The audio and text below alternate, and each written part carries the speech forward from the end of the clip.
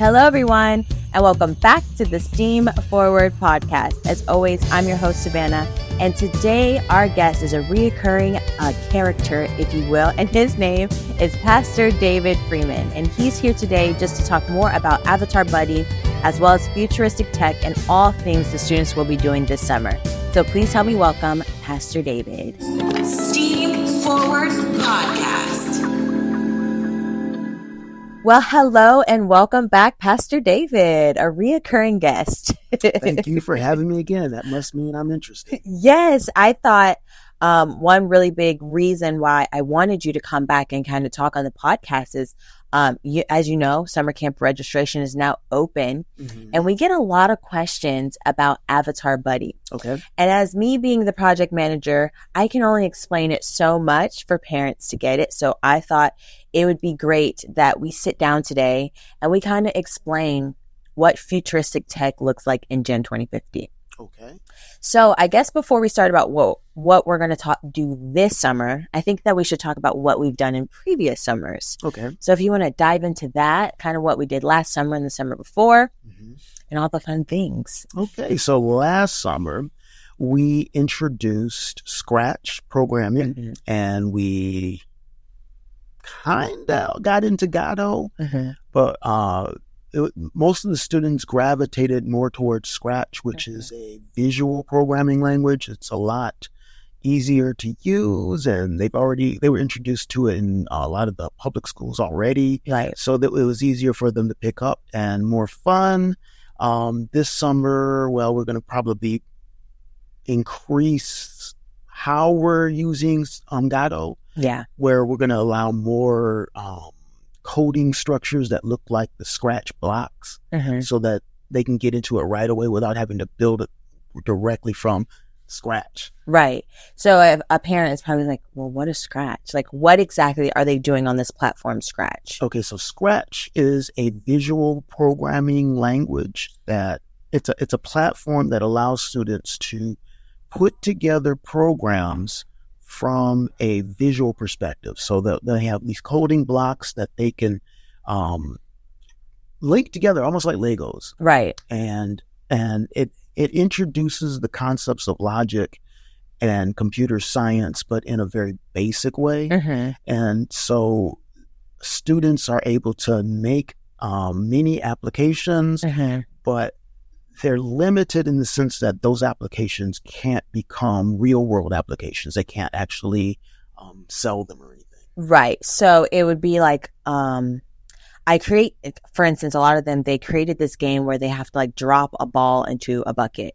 So I create this game on this platform, but it's just giving me kind of an idea if I really wanted to create this game in real life. Yes, but it's like, with Godot, if you created that game in Godot, you could then produce it so that it runs on Android. It can run in a web browser. Right. It can run on a computer. It can run on a virtual reality headset. Right. And so last year, we also kind of introduced our new AI platform that we work with known as Avatar Buddy. Yes. And so there's been a lot of questions like, well, why is AI important? Why should the students be using Avatar Buddy? And so we kind of introduced it last year. And I think that we had a decent success. Like people were getting the idea of what the purpose of AI is for. So I think it would be important if you explain why you think Avatar Buddy is so great and why we want to use it.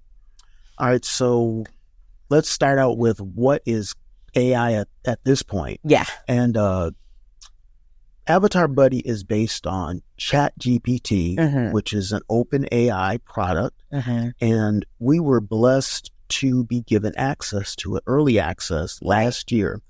And what it allows us to do, the difference between ChatGPT and Avatar Buddy is, actually Avatar Buddy and ChatGPT know about the same information. Yeah. They have access to everything that was on the internet from April 2023 and backwards. But from that point forward, whatever we put into our instance, Avatar Buddy, is unique to Gen 2050. Right. So if a student is using our avatar buddy, our instance in Avatar Buddy. Basically, what it's saying is like, if I have a question about what's happening in Gen 2050, whether it be in futuristic tech or mindfulness or any of our other projects, I can go in Avatar Buddy and ask, hey, today I learned how to cook this recipe in Foodie Friday. How can I now have this recipe and go home and make it? So it literally, anything that we are teaching that we have made a paper or any kind of procedure on, we can now feed to Avatar Buddy. Right. And within an hour, it's an expert at that. Right. It knows whatever subject we throw at it. Right. And so a lot of concerns are also like, well, if it's open source, is there going to be information that students can access outside of Gen 2050? No. Right. It's actually what we call a walled garden where it only can access what we give it. Right. So it cannot go outside of that wall. Right. So there's a lot of security in it. And the only thing in our Avatar Buddy instance is anything Gen 2050. Correct. That's awesome. And so I know like AI is like still has this mystery behind it. Also, it's open source. And a bigger question is, isn't it biased? So is our Avatar Buddy a biased instance? Yes. But put in by experts. It's biased in the sense that we're training it to be completely Gen 2050. Right. So the bias is in the things that we're teaching our students. We're actually training our avatar, our AI, on those principles. So it will understand those concepts. Right. And be trained. So, I mean, really, it's like training a child. Yeah. And we want our students to have these principles instilled in them. So it makes sense that our avatar would have the same thing. Right. So why did we make this approach to incorporate futuristic tech in partnership with AI? So there is something that's been, I guess, rumored over the internet and I guess in society as well, that AI is going to be taking jobs. Yeah. And that in 5 years, there's going to be no need for programmers or engineers. And there's just a really big concern that AI is just going to take everything. And there really is no point of going to college or going to school anymore because AI can do everything. Right. And that's just silly. What's going to take jobs is people using AI, because it's essentially people. I guess AI would be considered an amplification of people. Right. It's like it'll be like your manual for work. Yes. Like if you have questions, hey, ask this. Like the frequently asked questions on like a website, but now you have this machine in this program where I could just type it in. Yes. And it's an automatic answer. So you have like a mentor in your pocket. Yeah. Because once the students have an account, and if they have a cell phone, they can access it from their cell phone. Right. So as it progresses, as this technology progresses, you literally are having an expert in your pocket on any particular subject that you train it in. Right. Which is really wild. So the CEO of Avatar Buddy, Stephanie Silvestri, she basically says it's an amplification of humans. Yeah. Which is really unique. So if I have others, people that have been experimenting with it. What we found is that if you have a master's degree and you start using the avatar, you have such a broad knowledge of your field that you can treat the avatar like it's an intern. And then it can now do specialized tasks for you. So it amplifies you in the sense that where you were having to use like, I need 5 people to do this task. Now you can simplify that down to 2 people because you have this avatar that's now able to produce all this information for you. Now, is it perfect information? No, you still have to vet it just like you would do an intern. Right. But it saves so much time.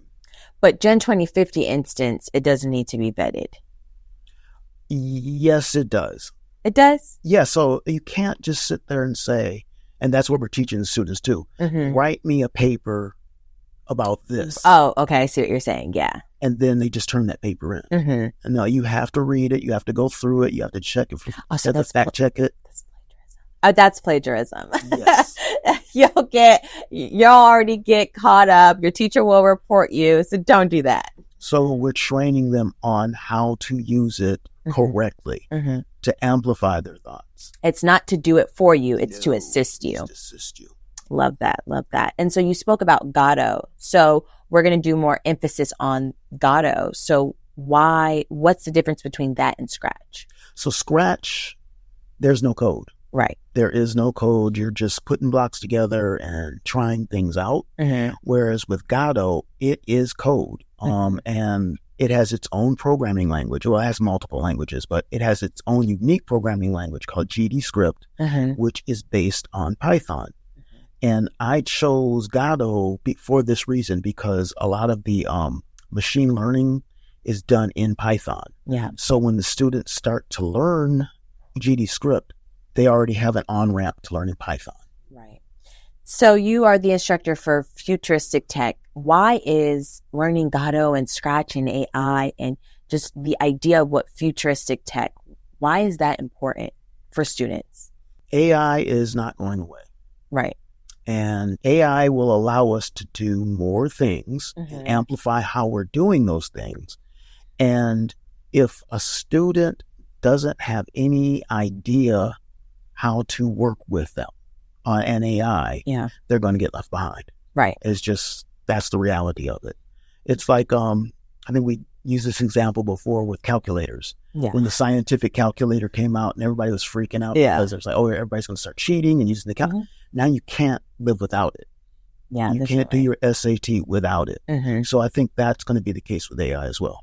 That we're going to need it for the future, or you'll be left behind. Or you'll be left behind. And so our unique emphasis is that not only are we introducing students to another way of looking at STEM, but we're also training them to work with an AI with regard to STEM. So we're just STEAM. Right. So we're just trying to be a step ahead, like a step ahead of the game, and the idea of like whatever we teach the students throughout the idea of STEAM is going to be useful for you in some way, some facet of your life in the future. Well, I mean, and you and I have talked about this before with the example of Jarvis. Yeah. Yes. And that was fictional and still is fictional. But right now, you know that your voice is on there on our AI. My voice is on our AI. Pastor Linda's voice is on there. And it's kind of scary that it actually sounds like us. And now we can actually talk to the thing and it responds in one of our voices. So we're getting very close to a Jarvis. I need a Jarvis. Yeah. I would love a Jarvis. I don't think it sounds bad or like a bad idea. Well, Pastor David, we like to wrap up with a word of the day. And so what is your word for today? Word for the day is collaboration. And why is that? Because the future is going to be about collaboration with AI. And there's something called digital haves and digital have-nots. All of our students, we want them to be digital haves. Right. And so in order for that to take place, they're going to have to learn how to collaborate with the technologies that are coming. I think that what people also fail to realize is that almost all students are digital haves. They have their phones. They have this idea of tech. And so there's a lot of fear that kids are using tech the right way, right? Whether it's their TikTok, their Instagram, how they're talking to their friends, FaceTime, all these apps. So I think that what parents could understand is that we're trying to teach students responsibility in the tech haves, because it's okay for students to have phones and be on Instagram, but are they understanding like the digital footprint idea aspect of it? Are they understanding that there are AI and there are spam bots and there are all these things? And inside Futuristic Tech, I feel like we also talk about kind of the things that students can be weary of when just using a cell phone. Yes, absolutely. So students are the digital haves. It's just we have to direct them in the right direction. Well, it's more than just having Right. the technology in your pocket. Right. It's actually having a paradigm Mm-hmm. on how to utilize it. Right. And you can utilize it for good or ill, depending on how you were taught. Sometimes you don't even know the ill. Yeah. Well, thank you, Pastor David, for joining us. I feel like we kind of got to the point of like Avatar Buddy and futuristic tech and why it's important. So thank you for always just being a reoccurring guest when I need you. Thank you for having me once again. It's always fun. Absolutely. Well, guys, thank you so much for tuning in, and we will see you next week. And as always, a special thanks to our sponsors, the Children's Trust and Trinity Church. And don't forget that there are 3 ways in which you can listen or watch this podcast. If you'd like to listen, follow us on Apple or Spotify. If you'd like to watch, follow us on YouTube. Make sure that you subscribe, like, and click that bell for post notifications. Steam Forward Podcast.